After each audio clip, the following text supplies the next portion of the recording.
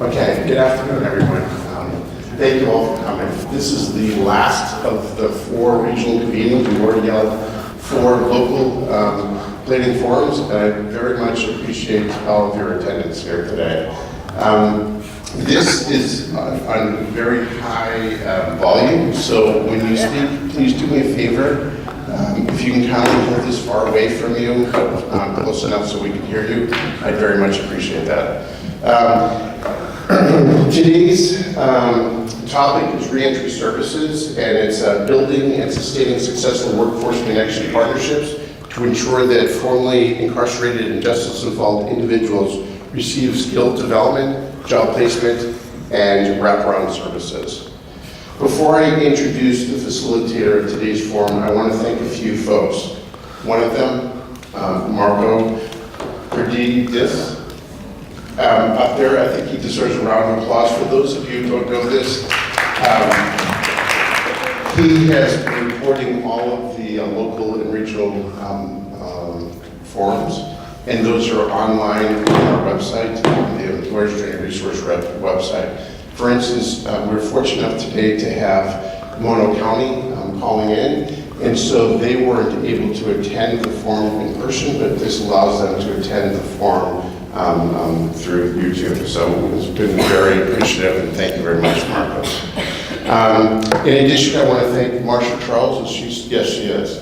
Marsha has been very kind in not only helping us with regards to recording these forums, but also typing up a transcript so that way that we can use it and submit it to our consultants, as well as it will be used for our local plan. So a round of applause goes out to Marsha Charles. And finally, although Ed Stark is not here, if you watch this on YouTube, I want to thank the Kern County Library. It's been very rewarding to be able to have our planning sessions here in this facility. It's been very well received by individuals, as well as the fact that we have all the technology here in space, so it's been quite helpful. And hopefully in 2 years we'll be able to do the same thing again at this facility. So as I started, it gives me a great pleasure to introduce our facilitator, John Chamberlin. Mr. Chamberlin is an independent attorney based in Portland, Oregon. Over the last 36 years, he has worked in all 50 states and in over 200 local areas on workforce development, economic development, strategic planning, service delivery, and grant management. He has also worked with several states, including Oregon, Washington, Ohio, Nevada, California, Maine, and Michigan to improve workforce partnerships, California, Washington, Oregon, Georgia, Illinois, and Kentucky to assist with their strategic planning, and California, Wisconsin, Michigan, and New York to resolve grant management duties. I just want to personally thank John. He's been awesome providing these regional forums and being a great facilitator. And it's been an absolute pleasure working with him and his partner David. And with no further ado, here's John Chamberlin. Okay. Oh, I like this one better. I don't have to, let me try the loud one. Whoop. And I'm going to pass this around. If you could introduce yourselves very briefly. Well, why don't we have Mono County introduce themselves first, since Great. They're online. Mono, can you introduce yourself, please? Thank you, VP Program Manager for WIOA and all eligibility programs. And my name is Linda Williamson. I also work for Mono County. I'm an ICW, and I also do the WIOA program. My name is Amy Simmons. I'm an integrated caseworker with Mono County Social Services, and I do the WIOA as well. And we hear it snowing there. And Yes. I'm an integrated caseworker, and I will also be working with WIOA. Great. Thank you very much. Also, as this mic goes around, if you could do me a favor, as I said, hold it up. I'm not that close. Michael Wood. Yes. Exactly. I'm sorry, it's I echoing. understand you clearly. Can you hear me now? Yes. Okay, cool. I'll be away from the the podium. So during the forum, and I've said this before, if you have a comment, I'm hearing the ring. I'll shut this off. If you have a comment, please do me a favor, hold the mic up, but identify yourself by identifying your name and spell your last name the first time. You don't have to do it multiple times. So that way that when it's being dictated that Marcia knows how to spell your name. So I very much appreciate that. So do you want to pass it around? If you keep the mic like that, we can understand you now. Okay, perfect. No, there was no mic. So. And briefly, who you are, what you do, and what brought you here. Jim Elrod with the International Brotherhood of Electrical Workers. I'm a journeyman wireman by trade, presently the business manager of the local, and also a board member of the WIP. Great.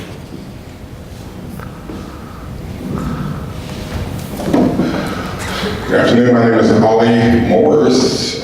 I am also a board member with WIB. I have an entrepreneurial firm, ADM Enterprises. My passion is small business and entrepreneurial development. I am really pushing to try to introduce that into part of the services that are provided in this program, this reentry program, as an alternative in addition to employment training, to possibly teaching business startup and operations. Great. My name is John Spalding, that's S-P-A-U-L-D-I-N-G, and I represent the building trades and building and construction trades. And we're all about jobs. Great. I'm Randy Lorman. I work for Employers Training Resource. I work out at Laredo and I teach job readiness to the individuals that are nearing their exit dates. There you go. Victor Gordeno with the Kern County Probation Department. I'm the Director of Adult Services, and obviously we're here because reentry is at the heart of what we're doing right now. Juan Rocha, Department of Human Services, Welfare to Work Program Director. Martha Robles, Adult Probation, Felony, High Risk, here for information. Yolanda Martinez, West Care Stop Area 3, Employment Development Liaison. And Juan Avila with Garden Pathways, a local community-based organization that mentors youth and adults. I'm Martha Menendez with Mexican American Opportunity Foundation, and we're here just interested in reentry services. Good afternoon, my name is Linda Gutierrez, G-U-T-I-E-R-R-E-Z. I'm also with the Mexican American Opportunity Foundation, and we also have an interest in working with the reentry population. Hi, my name is Diane Barrientos, B as in boy, A-R-R-I-E-N-T-O-S, and I'm with Garden Pathways, and we provide mentoring services. I'm just interested to see what are the opportunities out there for the individuals we serve. Monica Delgado, D-E-L-G-A-D-O, Department of Corrections, Parole Division. I'm the program agent and out here kind of getting information on what's out there for our guys. Lieutenant Ian Silva, Kern County Sheriff's Office, that's S-I-L-V-A. I'm the population management lieutenant out of Laredo. I manage the inmate programs and I'm also involved in the contract administration of the CCP contracts with community-based organizations. I'm Elaine McNerney. I'm the Executive Director of Dress for Success Bakersfield. McNerney is spelled M-C-N-E-A-R-N-E-Y.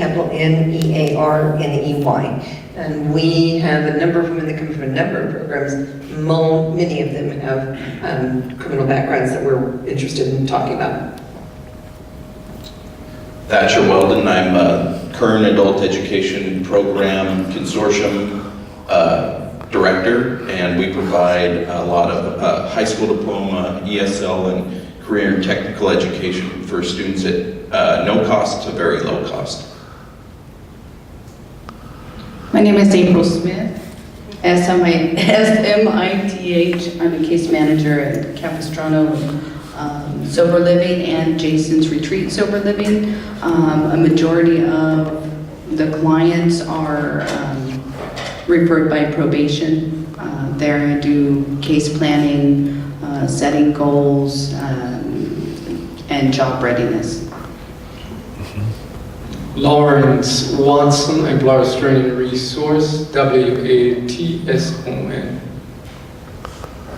Hello, Veronica Munoz with Kern Behavioral Health and Recovery Services, last name MUNOZ. Here today representing our Cultural Competence Committee and Ethnic Services Committees to better serve all of our populations in Kern. Shonda Yvette, EVETT. I'm an Employment Services Supervisor with the Department of Human Services and America's Job Center. Leticia Garcia with the Department of Human Services, Social Service Supervisor.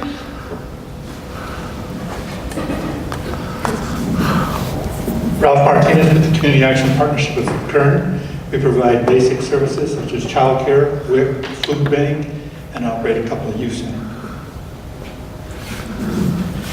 Hello, Lois Hannibal, Hannible, I'm with Community Action Partnership of Kern, and I'm a program manager for our Friendship House Community Center. We provide aggression replacement training classes for AB 109 participants. Denise Sagan, West Care Stop Area 3 Community Service Representative. Yalzid Alugari, the Lead Service Coordinator for the Housing Authority. Peggy Langles, Program Support Supervisor, Employers Training Resource, and I also supervise our AB 109 team. Jenny Rodriguez, I work with Employers Training Resource. I'm an AB 109 Case Manager for Employment Services out in Ridgecrest, California. Christina Rodriguez, also from Employers Training Resource, Case Manager for the AB 109 program. Barbara Collazo, COLLAZO, and I work with New Life Residential and Training Center, Case Manager, Program Assistant, and we currently serve the AB 109 population, and I'm just here to expand our services. Ruben Jauregui, JAUREGUI. I work for the Employment Development Department under the Workforce Services branch, and I help people on unemployment get back into the workforce. Tina Reyes, I work with the EDD office out of the America's Job Center. Sienna Maya, MAYA, I'm the Youth Employment Opportunity Program Student Assistant at EDD. Kelsey Macy's, MEHCIZ, I'm with the Department of Human Services, Social Service Supervisor and Employment Services. Tiffany Rocha with the Department of Child Support Services, I'm a Program Manager. Stacy Wirtz, WUERTZ, Program Manager with the Kern County Department of Child Support Services, and we help non-custodial parents upon reentry with their child support orders. I'm Griselda Guerra, GUERRA. I'm with the Department of Child Support Services, Program Manager, and also to identify the services available and how we can assist our customers. Hello, I'm Tiffany Cameron, spelled CAMERON, and I work at the Department of Human Services and the Employment Services Division. Great. Okay, thank you. I got to remember to hold this mic away. How many of you have been at one of our other planning forums? I know I've seen a bunch of you, maybe half. I'm going to abbreviate this a little bit. If you have questions, fire away. Don't worry about interrupting. I'm a lawyer, I'm used to it. So if you have questions, I'm going to try to go through the protocol that most of you have heard a couple of times. California has 45 workforce areas, the most of any state. Of course, it also has the largest population of any state. We have 7 of them in Los Angeles County, which is one regional planning area. There are 14 regional planning areas. We're in the largest planning area in landmass, covers about a quarter of the state. And our regional planning area, and we'll be submitting one regional strategic plan dealing with prisoner reentry for the state. Our area covers 10 counties. Kern, Inyo, Mono, going clear up the valley, it also includes Kings County, but up the valley, Tulare County, Fresno County, Madera, Merced, Modesto and Stanislaus, San Joaquin County. So we run from the edge of LA County to the edge of Sacramento County. 300-mile drive. I've gotten to know all of it doing these seminars. Luckily, it hasn't been snowing where I've been like it is in Mono. But again, it's a large area. What we have in common is that the areas work together for a generation, very collegially, these counties, on issues together. We've grant written together. We've pulled resources together. We tend to not have disagreements when it comes to sharing resources as a valley. And again, we have a strong agricultural focus. But the economy, here you have oil. You don't have that at the other end. Every county has major differences. And every county, we have a number of people from probation and parole. And as we've heard, every county has a little different policies, procedures, and approaches that are really critical to the partnership. Everything's a little bit different, as we've heard. The other part of prisoner reentry is Madera County, we had a lot of people from the women's prison there.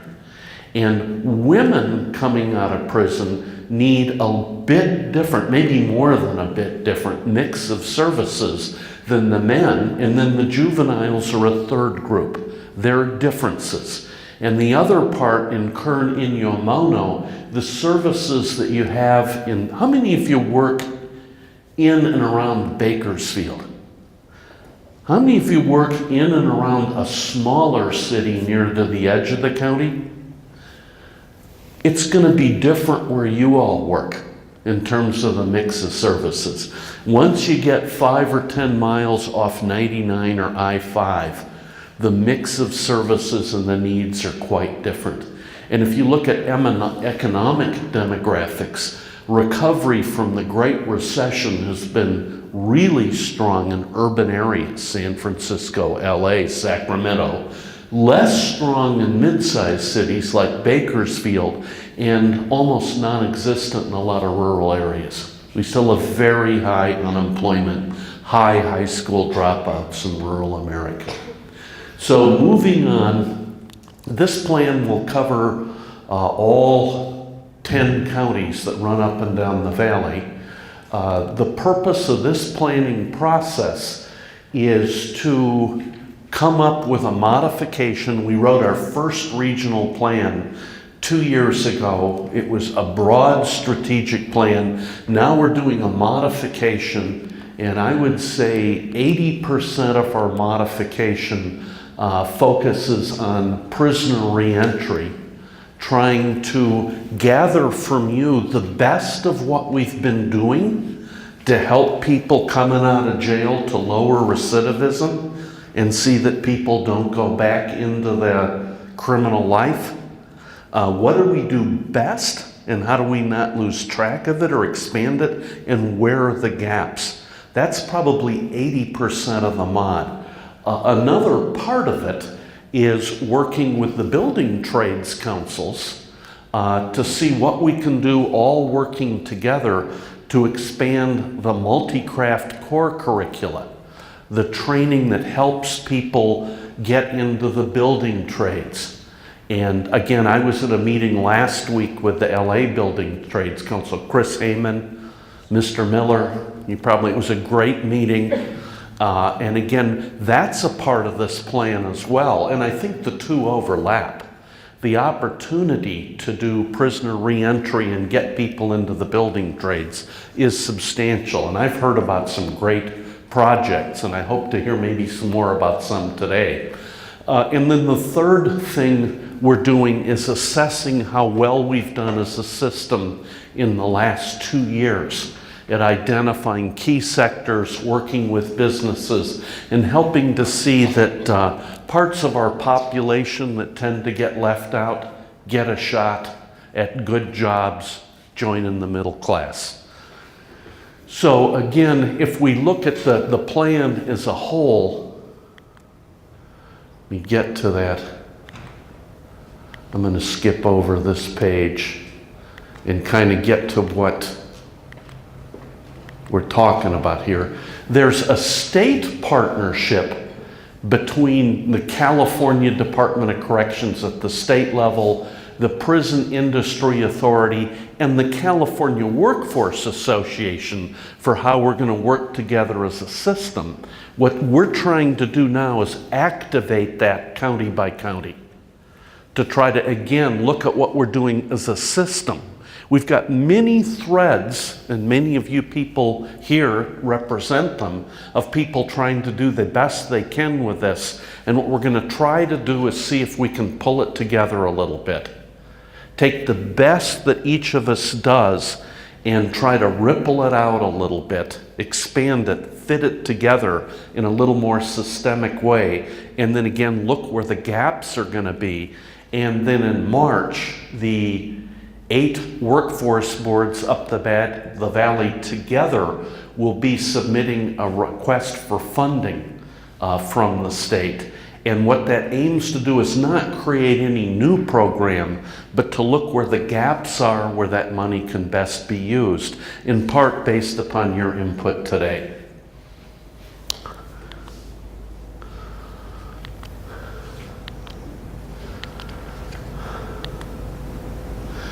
And again, we've been providing services. Many of you are doing wonderful things.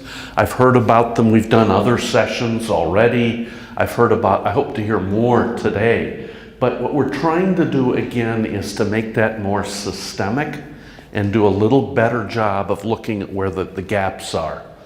I keep saying gaps. And then these grants will be coming out. There's a planning grant dealing with today. By the way, each region, 10 counties together, gets $200,000 to do the planning process. By the way, I'm not getting a substantial amount of that money, but it does not come out of your, I just want to make real clear that this regional planning doesn't come out of your local grant funds or administered in any way. It's freestanding. And again, we will be writing this plan. We plan on having a draft out to the 8 workforce areas to look at internally about December 21st. And it's due back on Christmas Day, Michael, so don't plan on unwrapping any gifts. We have to get the plan written. It'll go out for a draft. We'll look at comments. We'll do a revision, and this will go up to the state, or at least in final draft to the boards in the new year, shortly. So if you think of something that you didn't think of today, and you get it to us by email, and I'll put Michael's email address and mine up here at the end. So as you leave, the very last thing I'm going to put up is our email addresses. If you get them to us, and I'm going to say by, next Monday, the 10th, we'll consider it. If you're driving home and you think of some great idea or thing we missed or perhaps misconstrued, you have till next Monday to get it to us. And we will consider it in writing our plan.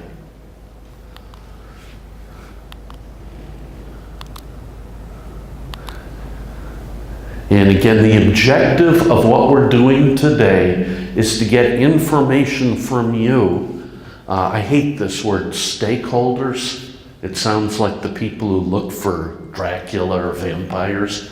But stakeholders, those of you that are in the business, that deal with reentry or have a population that's involved with it, to get input from you on what you're doing, what works best, what you've heard about that you'd like to try, what the gaps are, so we can figure out how best to increase the program and what we might look to do when we ask for more money. And I got to tell you again that the money that will be available will probably not be adequate to do everything we want to do. Isn't that always true? but it's always good to be asking for more rather than cutting things. So let's talk about these. Let's just start out with the discussion.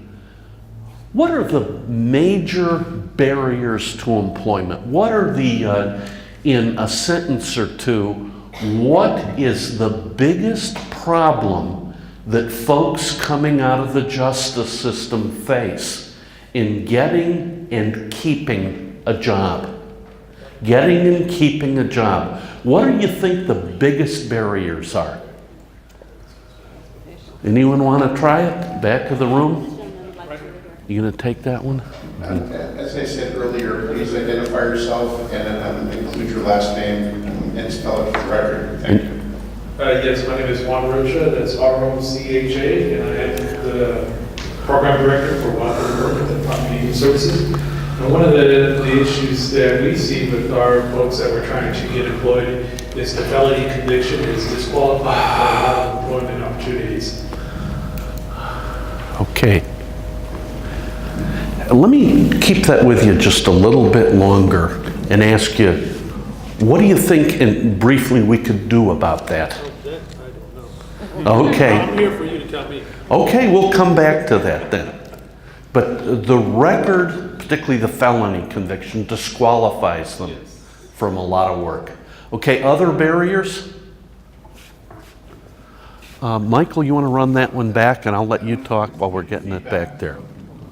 April Smith, S-M-I-T-H, Bakersfield Recovery Services for Jason's Retreat and Capistrano.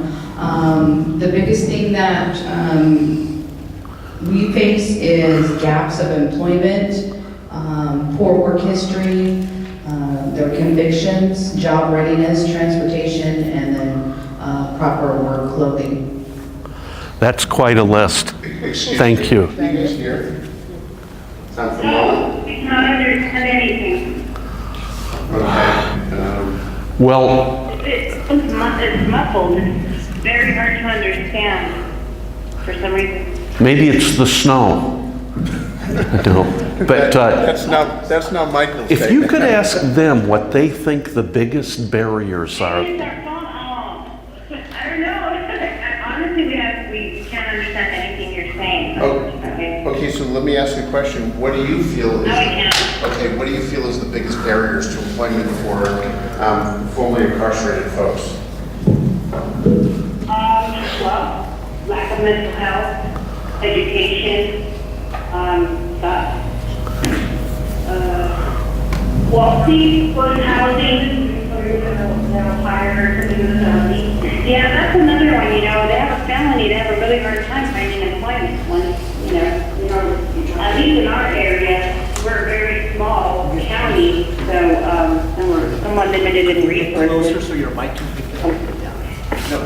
So those, are some of the barriers that we are, you know, You should hang around here. And then what I'll do, so we're doing this for logistics' sake, so John's going to hang around the speaker, and then I'll go around the room and help out. So hopefully that'll resolve the issue from your hearing. So, Thank you. Okay, absolutely, thank you. other barriers that we haven't gotten to? Childcare? Okay, childcare. We have a number of support enforcement people here. Are there issues involving child support, loss of a license? Have we dealt with that here? What do you mean loss of a license for child support? If they're behind, I've heard at some other sessions, if you're behind in child support, you lose your driver's license and then you can't get to work. But if they get a hold of the support folks, you can work with them to get the license restored. Is that happening here? Okay. John, why don't you hang up there so that way they can hear you, and then I'll go around the room with this. Okay. So you don't really need that? Okay. So, I'll chime in on what you just said because I sit on the board for STEPS as well. I sit on the board for STEPS, which is So a you're GUI. recommending- Elaine McNerney, I already spelled it. Anyway, there is a program, Get Your License Back, for AB 109ers that is being run by one of the local DUI schools here. Okay. just as a question for you, how quick can you get your license back if it's suspended? Person to person? Stacy can, let's have Child Support Services talk about this. Okay, Tiffany? And let me just tell you, they actually were kind enough, that was part of the local plan, and we actually discussed that thoroughly, so I'll let Tiffany respond.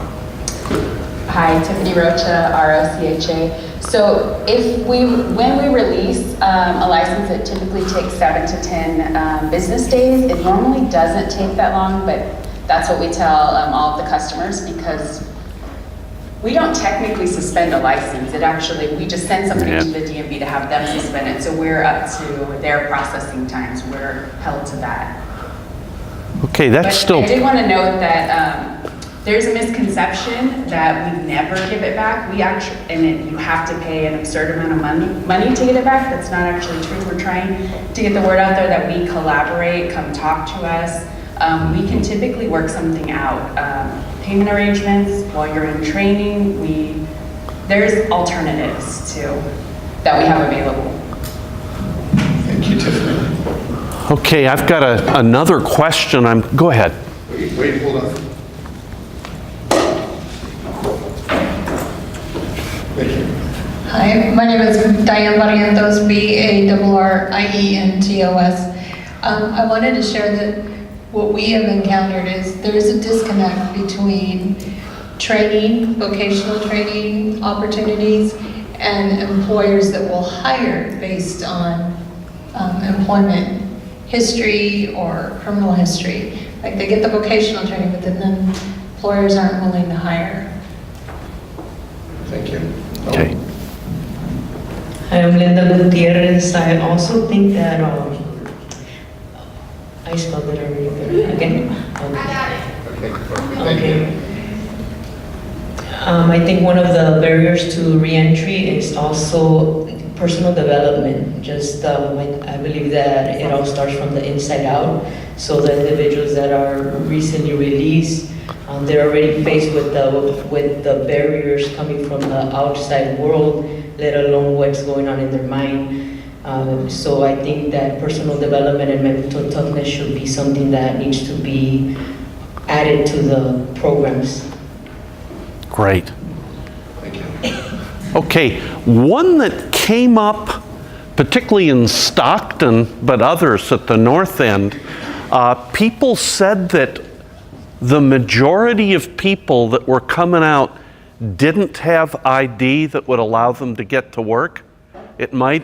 What do you think about that? Are the people that are just coming out of jail or prison, and I guess it would depend on how long they're in and what they're coming out of, do you think that something approaching half of felons coming out don't have ID that would allow them to work? Is that accurate? That's what I heard in Stockton. I don't know if that's necessarily true here. They felt that one of the biggest barriers was getting folks ID, a social security card, an official ID as opposed to a prison ID that would let them go to work, and that if we started well before people got out of jail, that we might be able to do something about that. Is that an issue? Yes. Okay, what do you think about that? And okay, I'm hearing yes from Mono. Others of you? You want to give a comment or? Okay. I would say, April Smith, SMITH. I would say probably 2/3 that come in, because a lot of times when people come to places like substance abuse treatment, they've lost everything, and that includes their right to work documents. I've had experiences where some have never had a valid picture ID and don't know where their social security card is. Yeah. And so then they're assisted back and forth. Okay. So, yet another comment? Thank you.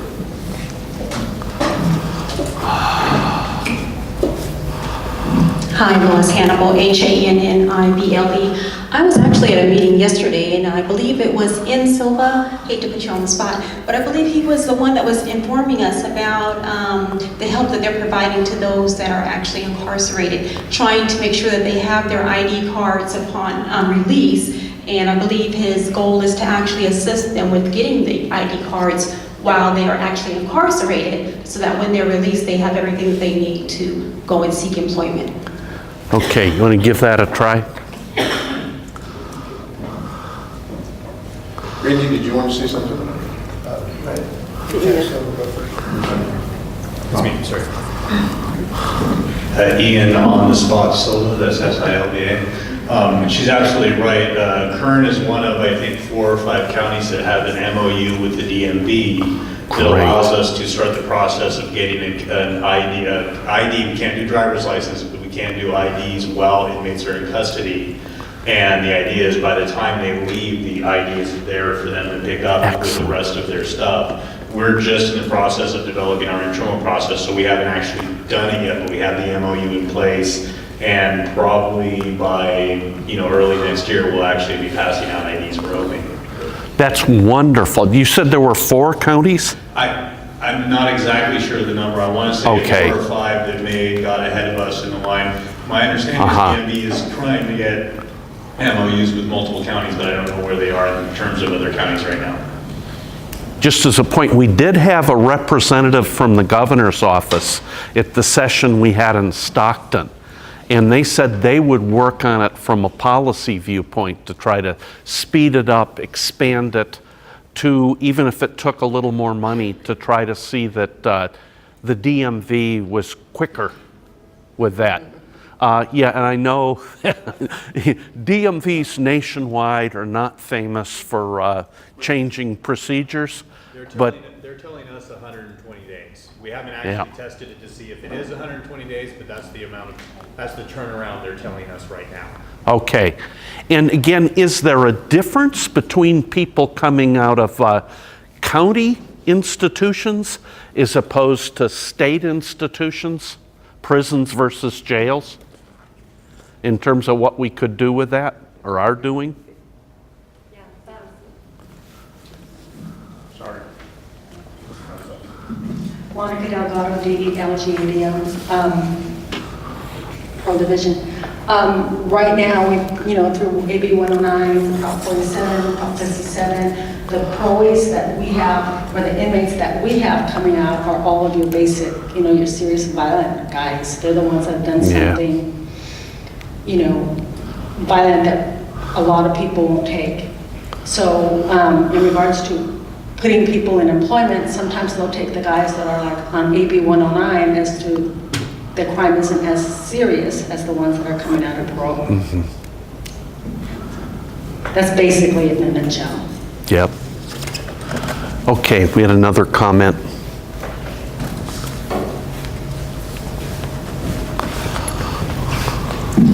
My job works with inmates before they get out, and it's come up that the ID issue is a stickler.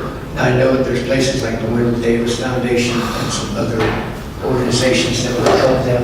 I knew that the county was working on setting it up from the inside out. And I can also tell you that as of, I think a year and a half ago, Social Security, you no longer have to send your information in or go wait in a long line. As long as you have a driver's license or an ID card that is current, you can apply for it online and actually get your replacement Social Security card in 2 weeks. Wow. Great. And that makes it really, really easy for them to get that part ready. Can you talk a little more about how that would work, getting the card back? Well, for several years, I was watching online, and there were several states that would allow you to go online and order a replacement Social Security card, but California was not one of them. So a couple of years back, when California changed theirs and they said that you could, I had a 35-year-old Social Security card that I couldn't take out of my wallet anymore, so I said, well, let me find out if this works. And I submitted my information, and it says that, make sure that you've got the correct address, the same address as on your ID card or your driver's license.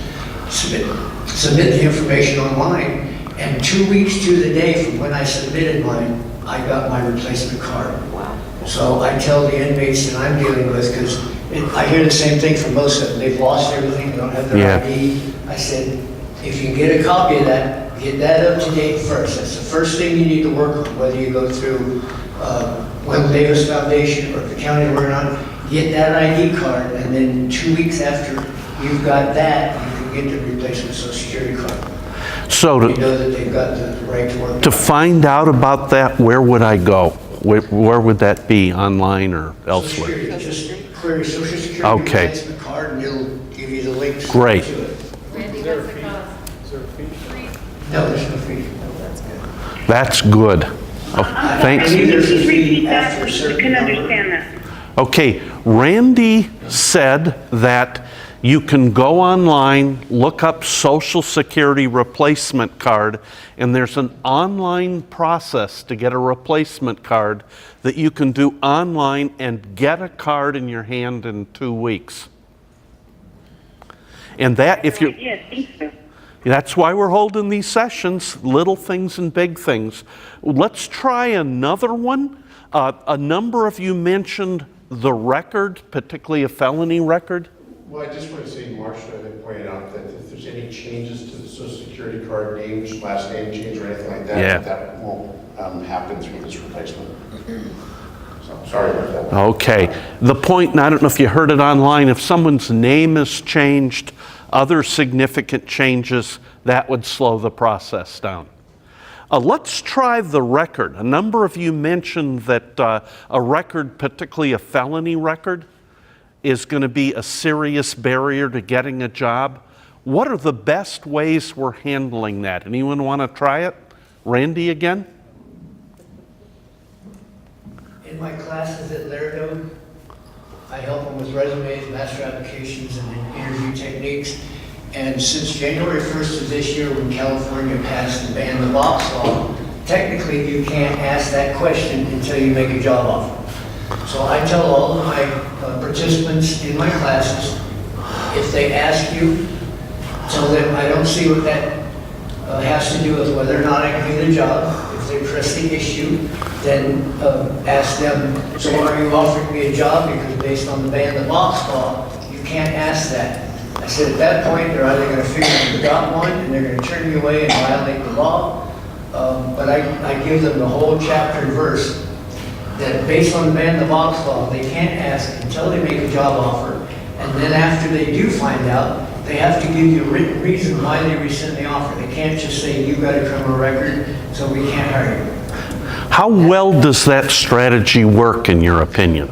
I haven't heard from anybody that tried it, but on the outside, I also do the classes in the HACC, and two of the guys in my current class have said everywhere they've gone, they insist on asking that question.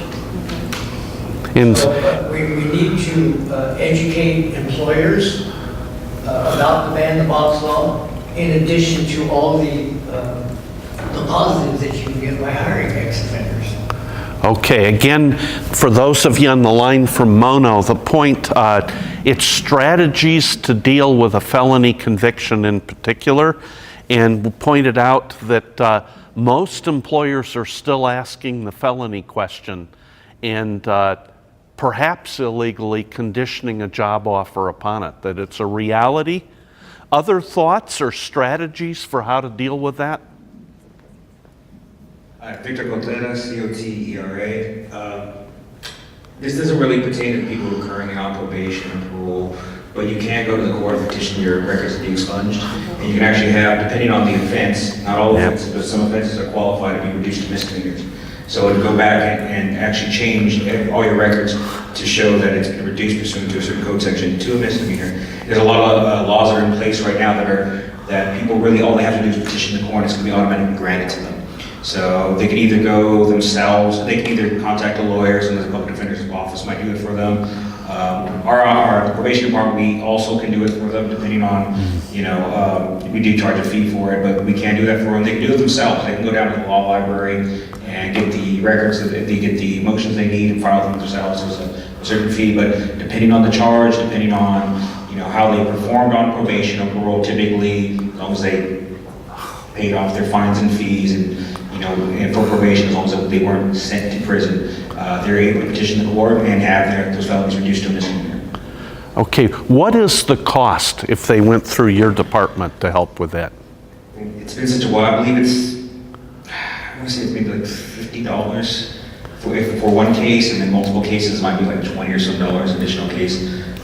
They can do it themselves, and I don't know the filing fee, but they can actually go get the court documents themselves, fill them out, and file them themselves also. Okay. Lane McNerney, Dress for Success. I was going to say that there are a couple of attorneys here teaching how to expunge records here at the library on a fairly regular basis, and there's a certain portion they can do by themselves, saving themselves a great deal of money. And there are consultants around the county that will assist with that for a fee. But I also want to say that a lot of what we see and experience is very often the person, that's what they lead with. Nobody's going to hire me because I've got a felony. And it comes to that personal development that was mentioned back in this area.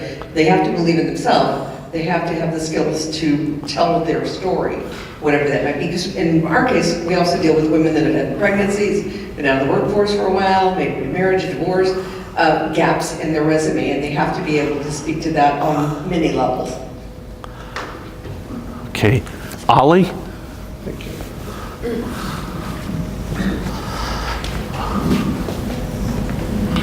Yes, this is Ali Morris, ALIMORRIS.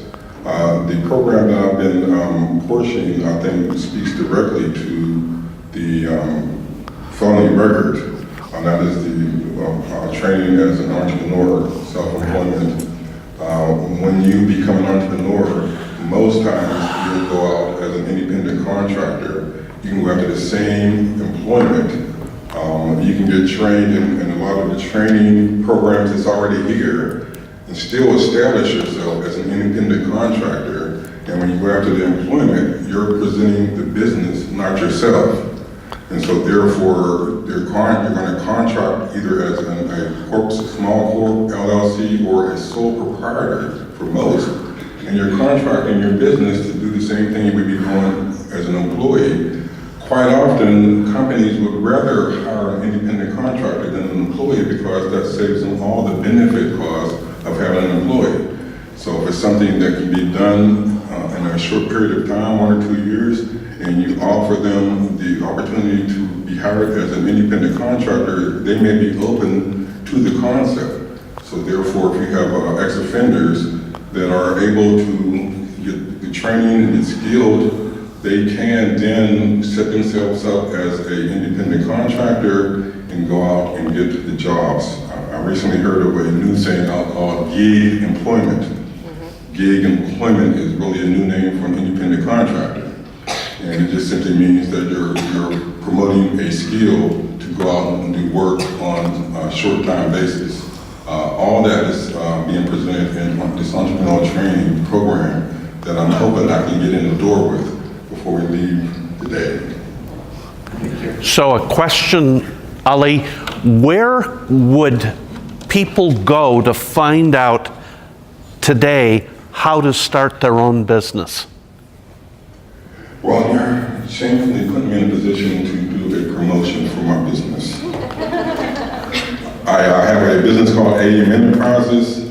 I do teach entrepreneurism. I teach business startup. I have worked with SBDC as a lead consultant. I work with the SBA out of Fresno presenting programs. So you can go to SBDC and get some training. One of the things that I offer is detailed hand-holding for getting some of the things done. Most times you go to training, they will tell them that they have to write a business plan. They seldom work with them, hand-holding, getting the business plan done. That's the type of service that I'm offering. So there are many places. I just like to put AM up front when it comes to that. So I'm open to talk with anyone about the program if it's possible. Also have a program, a pilot project that I was hoping to introduce. I'm having some challenges trying to prove the concept. So what I was hoping to do was do about a 10-participant pilot program where I'm working with some ex-offenders in the area, at no cost to the ex-offender, no cost to the halfway houses, to improve the concept, because quite often when I'm going after funding, they always say, do you have evidence-based information? And until I can get a program done, I have no evidence base. So I want to do a program to create some data that I can then present to prove that this concept of small business development as an alternative or addition to programs is a viable one. And again, folks. May I make a comment? I think you made a comment before when we were dealing with reentry for partnerships, is that the IFA, International Franchise Association, has franchisors that are eager to have formerly incarcerated individuals provide services. So there are a number of franchises available for ex-offenders that range from doing dog walking all the way to restaurants. So that should not hold back anyone relative to their future. Sorry. Those of you from probation and parole, what's your experience been, or if you had enough experience to have a view on self-employment as an option for people coming out of the justice system? Any thoughts? In my opinion, getting started. Martha Robles, ROBLES. It just, in speaking with the individuals who are on my caseload, the obstacles that they're overcoming initially coming out of custody, they're needing income, immediate income. To start a program, it would definitely, I can see the benefit of it, but that's something down the road for their own personal business. They're needing something immediate, finding that employment, building those skills, those sense of self and things that everybody's discussing and bringing to the table. Those immediate things are what they're needing. That self-employment is awesome. That's awesome for anybody, and that would be a wonderful thing for them to experience or learn to do, but it's the immediate that they need to have that feeling of self and confidence so that they can move forward. Okay, do we have another comment? A couple of them over here. Thank you.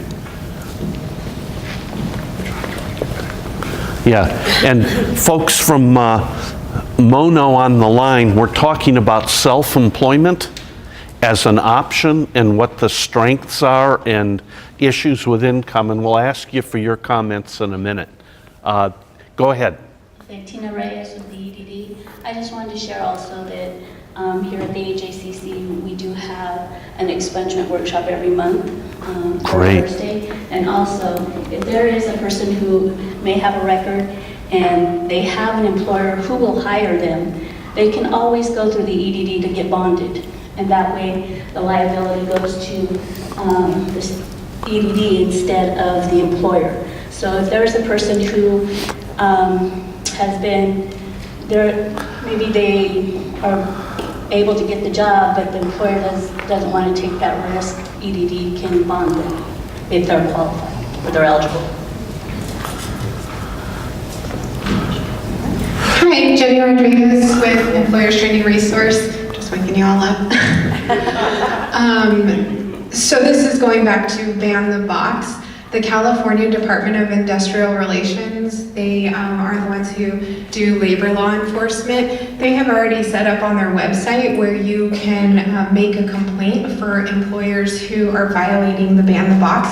So I noticed a lot of applications when you're applying online, you can't get past the question that asks about the felony. It won't let you. So you can file that complaint online on their website. Okay, those of you on the line from Mono, do you have any place where your people can go to find out about self-employment as an option?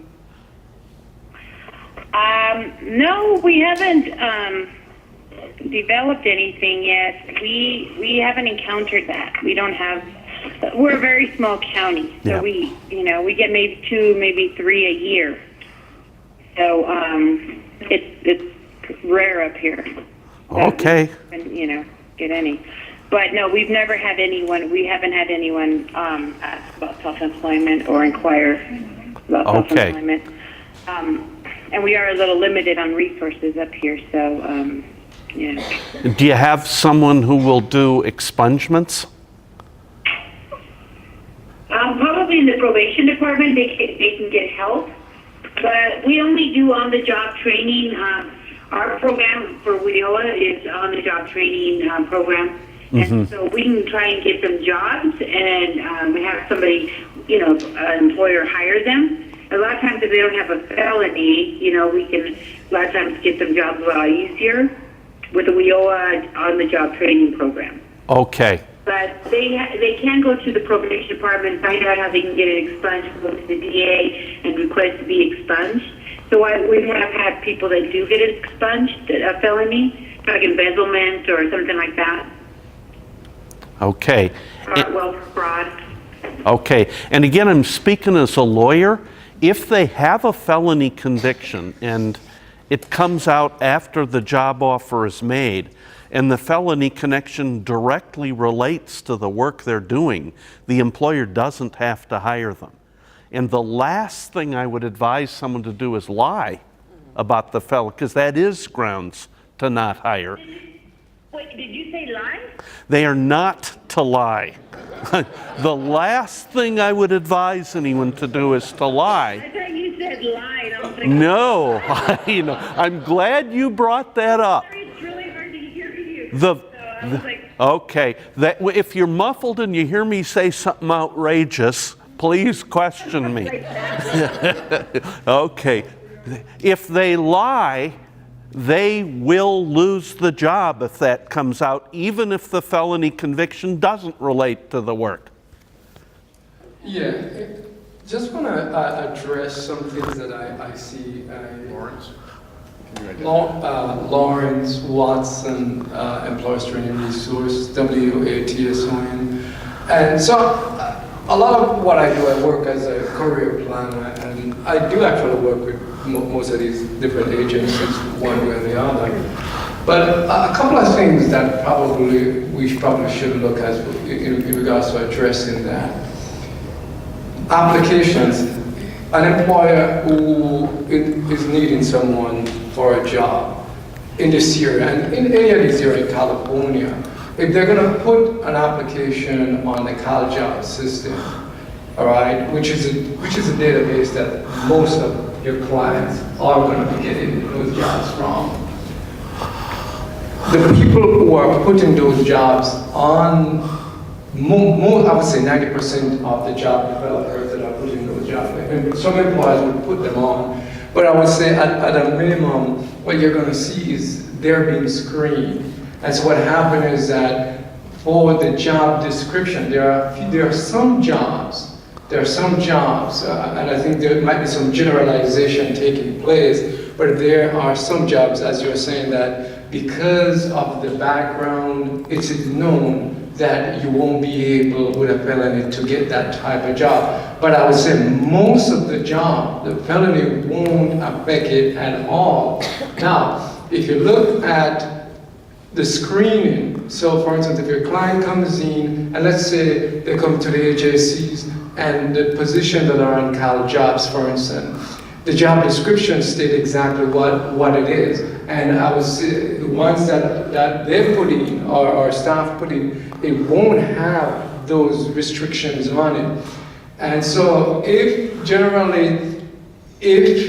we know, for instance, that a client has, because we're working with the client, if we know that the client has a limitation in regards to felony, we will be looking at jobs that won't affect them getting employment. So I think what happened is that in many cases what you're going to have here is if your client is either get enrolled in, let's say, the HSC or the WIA programs, what's going to happen is that they're going to be sent to jobs that they won't get rejected at the end. I want to bring up another thing also too, is the on-the-job training program, for instance, where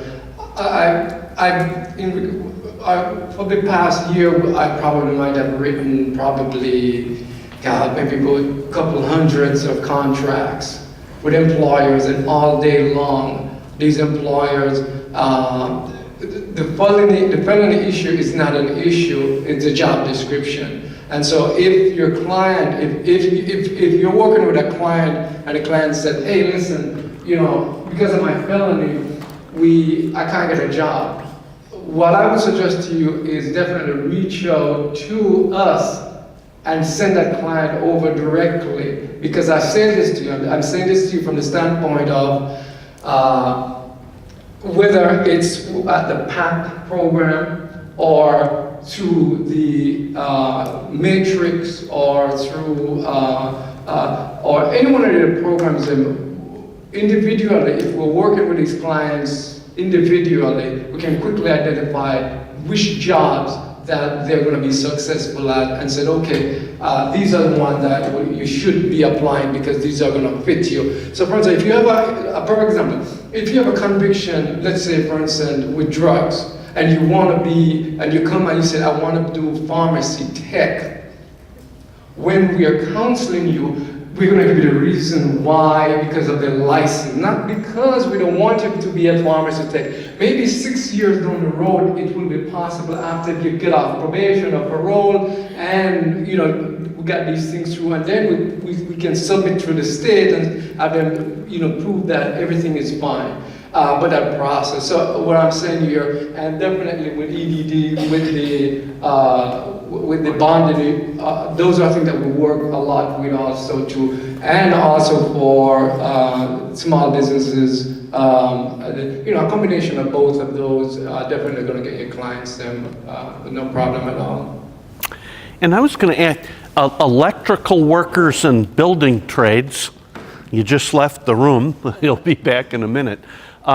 What is it like for someone with a record to go to work, get an apprenticeship with the electrical workers? What are the issues you'd have? GML-EL-ROD. I said on our apprenticeship committee, we interview potential applicants for our apprenticeship program, which is a 5-year program. And we have taken in a lot that have had felony convictions in the past.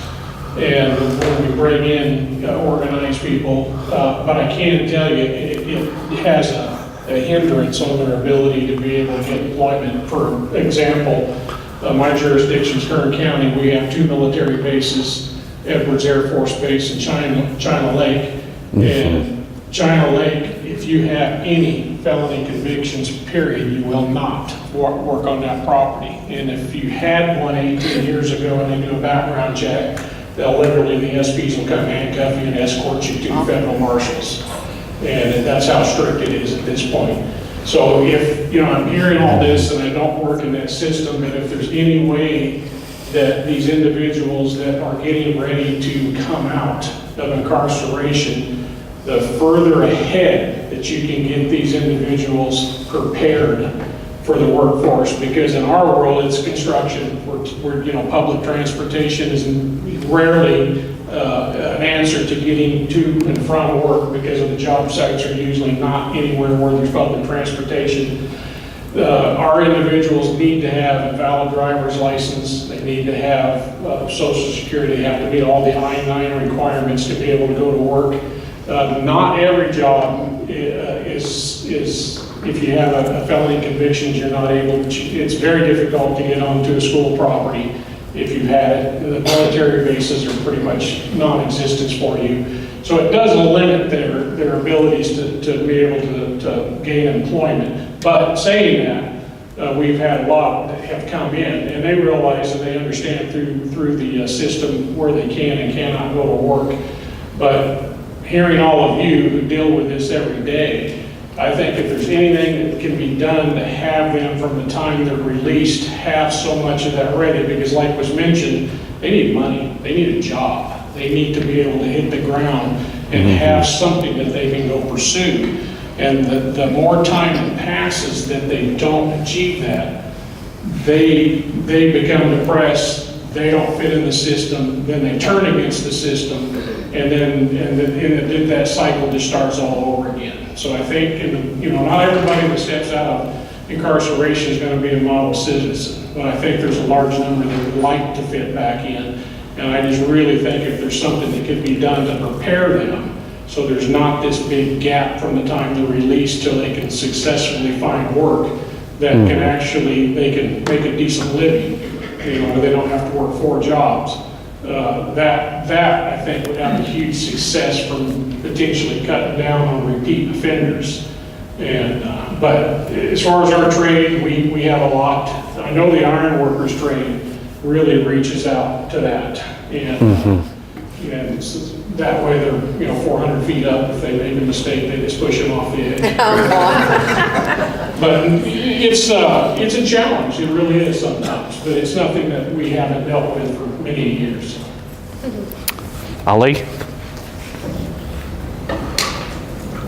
My colleague Morrison, I had a question for Jim regarding that requirements. If a company has employees that have a record, are they not allowed to take those employees on? The company itself is clean, but some of their employees have records. Is there a problem with them taking projects that have those kind of restrictions?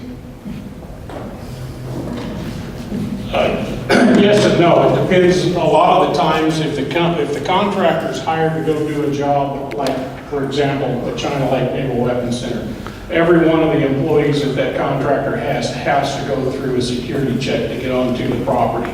So he may have 50 employees. There might be 5 that wouldn't qualify. Those 5 won't be able to work on the property. If the contractor knowingly puts someone on a project that does not fit the requirements of the customer, then the contractor will be taken off the project and never be able to bid that work again. So there has to be an open line of communication and honest. So if an employee is asked, are you going to be able to pass a background check to get on the job? And they say yes, and then they go through the process and they fail it, you know, no big deal. They didn't actually get on the property. But you know, schools are a little bit delicate because sometimes they'll let you on the school property while they're doing the background check. And then when it comes back, that really gives the contractor a black eye, and they potentially could lose their ability to bid that work. Okay. What other, ask you again, what other building trades are most accessible to people with a felony in their background? What are some of the pitfalls in the other? We talked about electrical workers and some others. You mentioned the iron workers as being more accepting. Which of the trades should we be looking at with a population coming out of the justice system? And what could we do to prep our people better?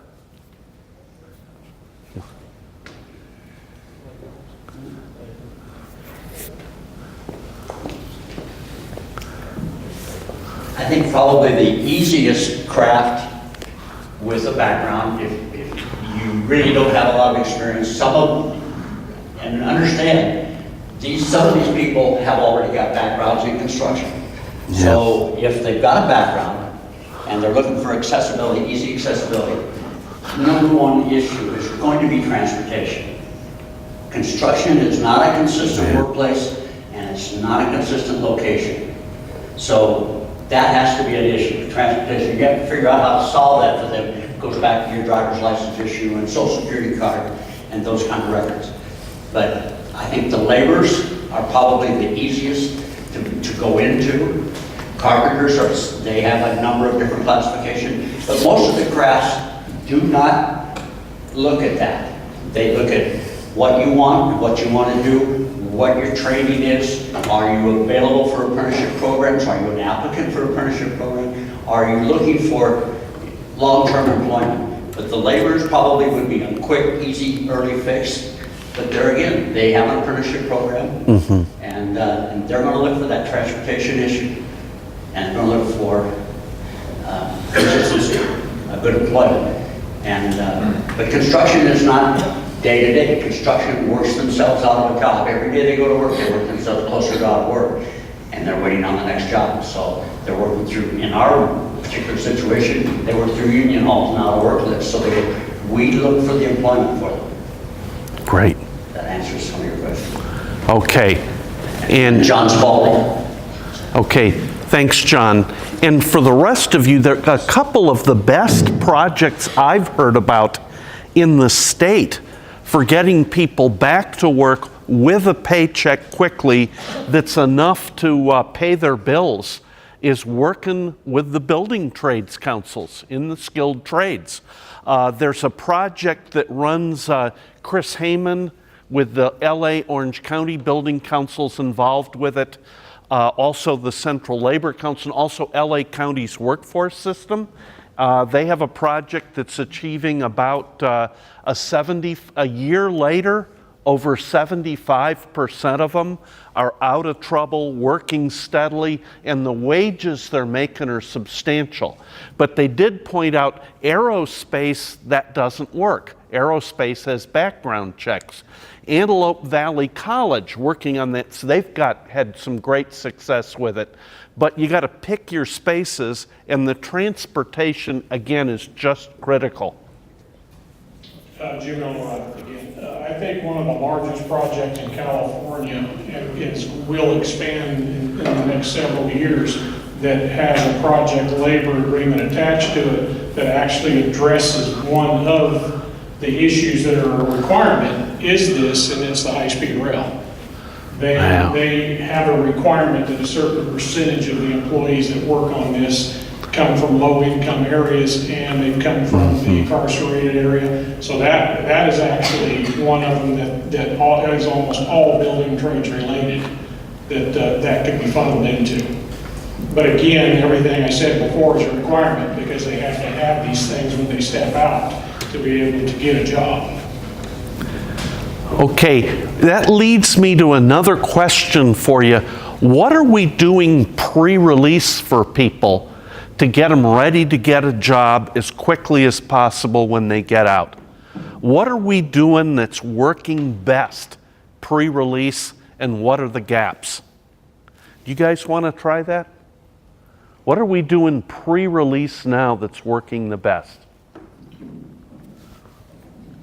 What I do out in there with the population, Randy Lorman, the population out there is I help them produce a professional resume addressing like the females that have a baby or get married. I've put on their resume that they're a homemaker or they do childcare. It eliminates the gap. So looking at it, doesn't get put aside until they get a chance to talk to them. But I teach them how to do that, how to answer the questions, how to approach a job, and I teach them the trick to getting an interview. When they leave my class, if they took it in Lerdo, they go out with an actual feeling that they can get a job. I expressed to them that 30% of the adult population has a criminal record, but only 4% of the population is out of work. I said, if you do the math, that means 26% of the adult population with a criminal record can get a job. So it gives them hope, and they believe that they can get a job. And I teach them what they need to do as far as their resumes and their applications to get to the next step. We talk about expungement. The big problem with expungement is everything has to be done. So if you're on probation, you gotta wait till your probation's over. So I tell them that they can start working on that, but that's like the last thing they can look at. But I help them with all of the steps to give them a leg up on the rest of the community as far as applying for work. So those of you on the line, one of the things we do well pre-release, resume workshops, getting a job workshops, how to maybe coaching up for an interview. Great. Others of you, what do we do well pre-release?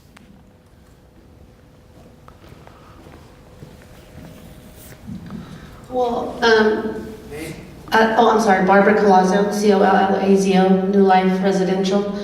We get inmates directly from Lerdo that come to our home. We get them for a certain amount of time, and we quickly refer them over to West Tech.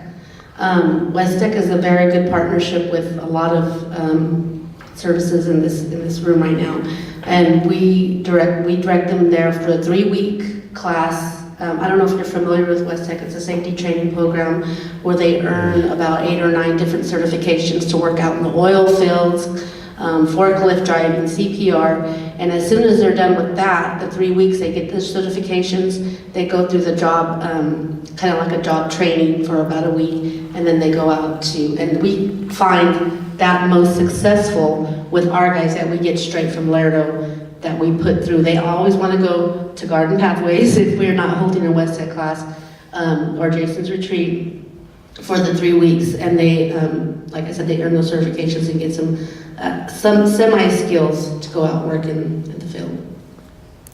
Okay, 20 years of research, the whole country, the three things just kind of hard and fast that independently have the recidivism rate.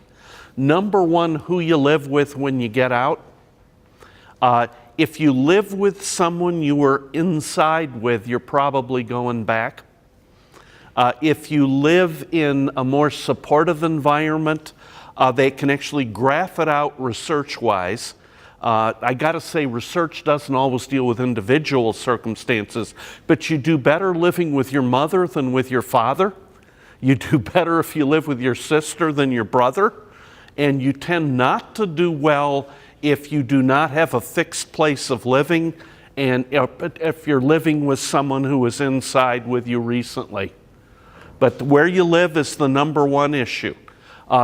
Number two, almost as high, halves it, is getting a degree or certificate that relates to work in the 6 months before you get out. You get some kind of training with a relevant degree or certificate in the 6 months after you're out or right after you get out. That's relevant to work. The third thing is getting a job and keeping it steadily for the first 6 months after you're out. And it's usually easier to get someone a job than to have them keep the job. So if they lose the job, having a place they're comfortable with calling and then helping them hook them up with a new job as quick as possible. In other words, keeping people really busy learning or working. And the paycheck matters. So those are the big three. Steady work for the first 6 months after you get out at least, housing, and a degree or certificate, either 6 months before you get out or immediately thereafter, your point. What else do we do pre-release? Thank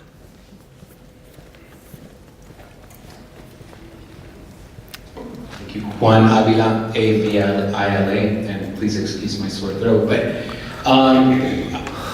and I think to also continue with the 3 points you were giving, I think pre-release, the institutions are doing a great job in dealing with those antisocial behaviors, right? And I think if you're going to prepare somebody for employment, you have to deal with that criminal thinking. You have to deal with the antisocial and negative behaviors, because you can give somebody a job that they can still commit criminal behaviors or criminal activities.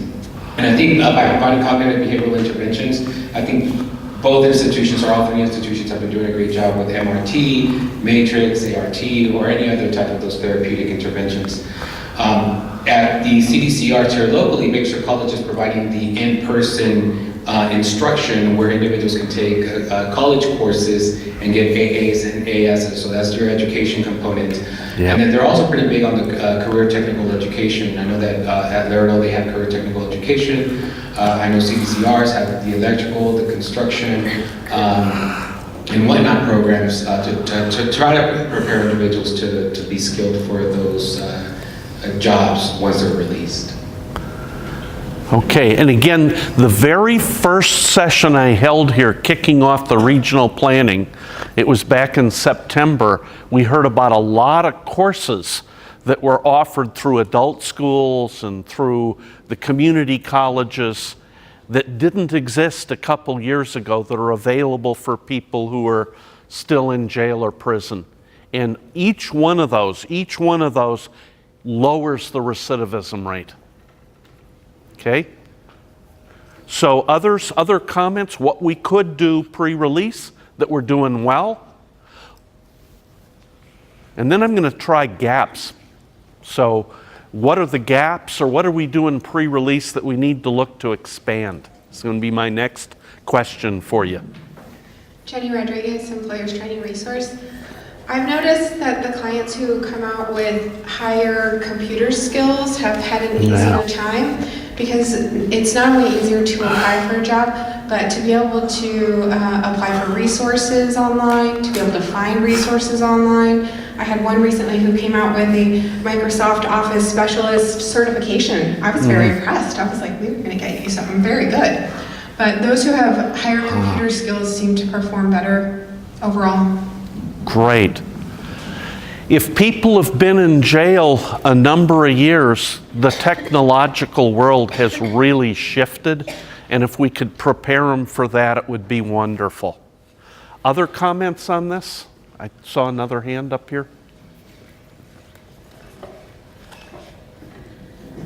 Monica Delgado, a pro. I work with the police outside and we're actually working inside, but I know that each institution seems to have its own different program. Like some of them might have electrical where they won't have it at other institutions. Another might have a culinary where they get their certificate, but not at other institutions. They each kind of have their own little thing that they do, but it's only a fraction of the people that are actually allowed to be in the program and complete the program. So, I mean, everybody has something that they do and they all earn it, but it's just a fraction of the people that are in there. What are the programs specifically that we should look to expand access to? The programs pre-release that you think have the most merit that we should be looking to expand? You know, the last thing I went to was way up in Mule Creek, and they were doing a lot of electrical for women. I went to women's, and they were doing a lot of city stuff that the guys in the cities do out in the streets, and they were training them on that, on the computers and the digging and the entire thing. It was actually a very good program. That's there, but I can't say that they offer that at all of the institutions, which institutions do offer it. But like he said, they also offer GED, and we have so many parolees that come out without a GED, but they offer the GED while they're in custody also. Soft skills was what he was talking about. I heard in one thing that one of our parolees can do great in a program and be the smartest guy in there, but without the soft skills of learning how to talk to people, they really don't want them. You know, that intimidation kind of attitude thing. But I was curious, and I know all of this is for parolees, and that's my number one focus is parolees, but we also have an MCRP program. I don't even know what the acronym stands for at the moment. But what that is basically is we have inmates that are actually housed outside on the GPS system, and they have to be there within the past, I believe, year in order to be in that program. They're going to be released actually without the monitor in a year. And at that point is a point where we can possibly reach them while they're still considered in custody to get a lot of this training that you're talking about. Great. So again, that's another targeted population. People who have a GPS bracelet of some kind on, but are within a year of being off of it. All research nationwide says that people in the year before they're released do pretty well in courses and programs. They show up, they're motivated, it's a good time to add skills, and they do better upon release, as long as they're connected up. So other comments on pre-release? Back of the room?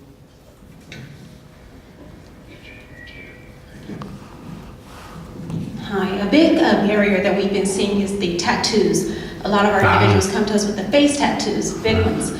And so I know that's not something that they can probably try to work on while they're incarcerated. However, if they can connect them with the individuals that can help them upon release, at least so they'll have the connection, that would be great. And I know one of our partners, Juan Avila, was actually telling us that he's going to be starting a tattoo removal program. So I think that's something that would be a huge benefit for these individuals. Could we hear a little more about the tattoo removal? This has come up in a couple other sessions. It's an issue. Yeah, so Juan Avila with Guarded Pathways, we were just pleasantly surprised to receive a grant to start a tattoo removal program that's going to be modeled after the Homeboy Industries tattoo removal program in Los Angeles. Try to eliminate huge wait lists, try to still develop priorities, so priorities will go to individuals that have visual tattoos on their faces and hands. Right now, we're just starting the process having conversations with medical staff in regards to underwriting the liability and for recruiting volunteers to operate the equipment. We're hoping to have a start date of maybe end or beginning of March. Okay. Another thing that's come up in a number of sessions is access to mental health services. How do you do that? Let's say pre-release and then upon immediate release. How good a job do we do connecting people up to mental health services? And how big an issue do you think this is? You want to try that? Mental health?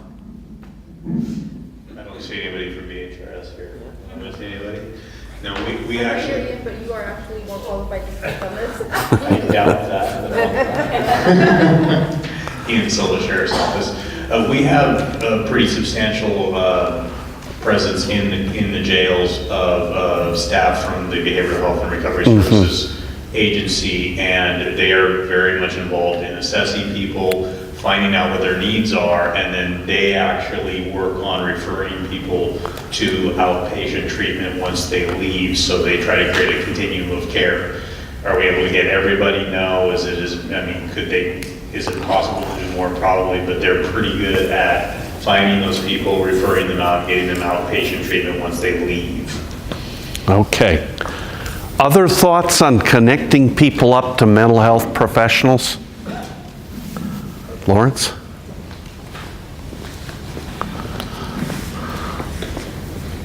Lawrence Watson, WATSON, Employers Training Resource. Definitely post-release, mental health has numerous access points from homeless, collaborative, and Iberica Center. They have over on 28th Street, they have weekly sessions that are dealing with mood, all the aspect of from mood and different aspects. So a person could actually go and take classes in all aspects of those, whether it's from addiction all the way through.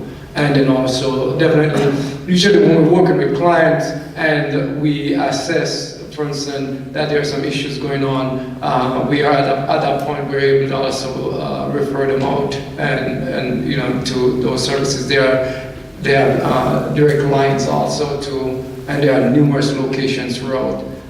So post-release, they do have a lot of services that you can actually access with no problem at all. Okay.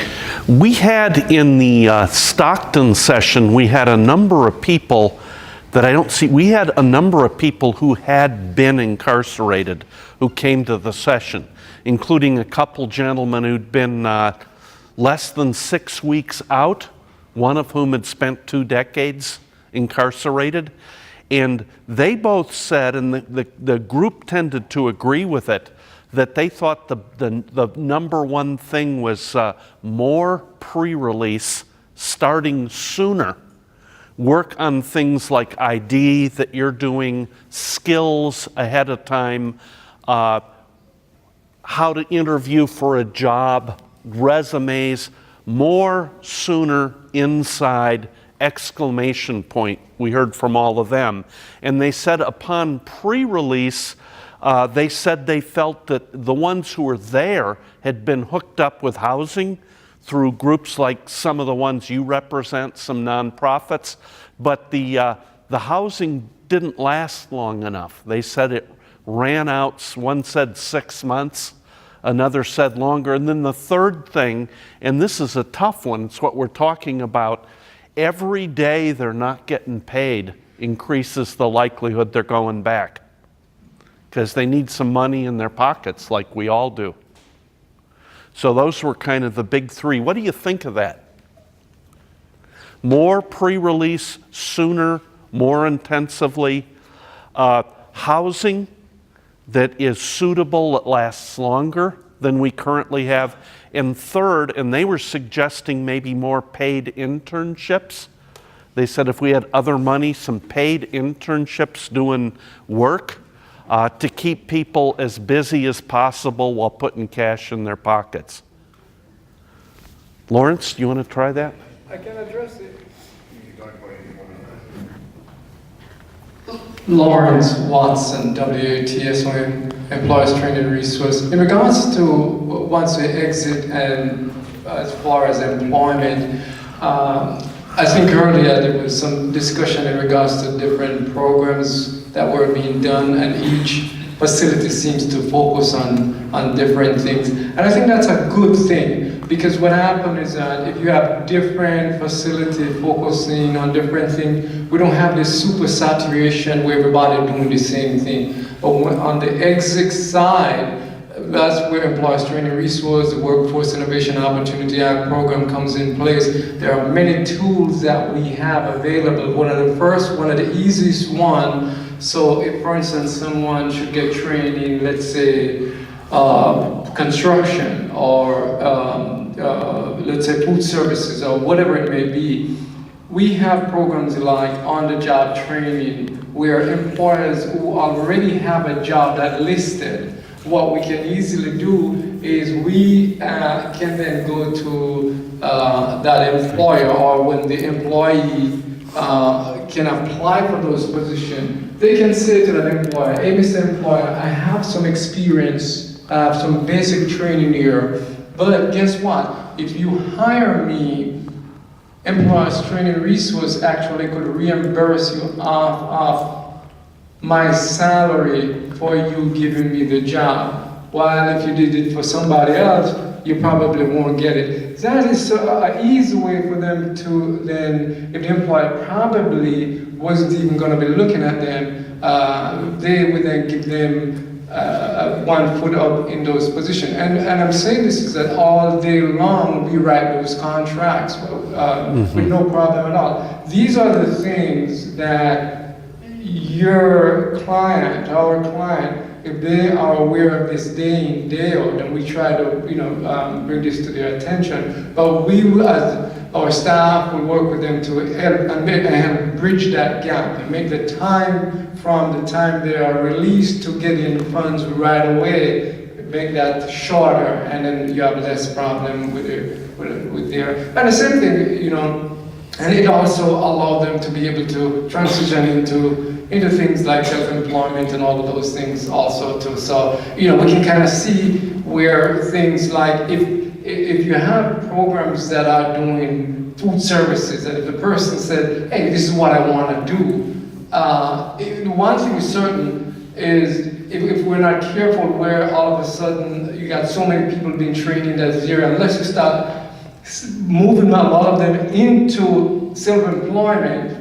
Now, what you can then do, projects, you can then look at things of where they can help transition them into getting their license and, open up the businesses and make those things happen. So you can start those things earlier, so by the time they comes out, the sales skills and all those kind of things. But definitely, work experience, those are things, tools that we have in place that they, but the on-the-job training, that's a job. We're not talking about work experience and then trying to find a job. We're talking about a job from day one. You're getting paid, and that's it. It's a job. So those are the things we can help with those things. Great. What industries, what employers does the reentry population seem to succeed in the most? What are the friendliest occupations? How do your folks do culinary industry? Do you train for that, and how do your folks do with it? And what works best in terms of getting people a job, let's say, as a cook? Thoughts? With regards to that, Bakersfield Adult School, it's a culinary program that's actually integrated in the America's Job Center of California at our one-stop center at East Terrace, and it's called Cafe 1600. And I know that they have a number of formerly incarcerated individuals in the program, and they've been extremely successful in developing their culinary skills, to which they end up getting employment, full-time employment at the end of the program. So we've, Employer-Straight Resource in conjunction with Baker Schultel School has been very successful in that regard. Are the folks you work with able to connect up with that program? Are they able to get into it? Everyone's able to get in. All they have to do is apply. Okay, and have you exhausted the industry, or are they waiting up to hire your people? From what I understand from Brandon Sullivan, who's the chef, they have 100% success rate. There are a couple of individuals that they take from each class that are so successful that they want them to train the trainer. It's kind of like, so they end up staying a quarter, or I should say a semester, and then they help train individuals to be not only the front line, but also the back line with regards to Cafe 16. Great. And again, I'm hearing that from other sessions that the culinary industry in particular is friendly to people who are getting out of jail and prison. You have a high rate of success. The demand is high. And the training goes a long way. You do need some training, but it is something that has great potential in the career path in that field. There's a career progression in terms of earnings if you can cook that's substantial. Bakersfield Middle School also in the in-custody programs work with us, and they actually present the people who get the food out of Lerdo are actually also getting their Serve Safe, Safe Serve or Serve Safe certificates, which they need to go forward, so they're leaving custody with that certification in place. Great. John, you had mentioned gaps. In the Cafe 1600 program, they had 2 individuals that were phenomenal. In fact, I know that that Brendan was bragging of how well that they did and how easily they were going to be able to transition into full-time employment. And unfortunately, they ended up getting themselves in trouble, and so they're back in jail. And I see the biggest issue is mentoring. We need to have mentors on the exterior to help individuals who have just been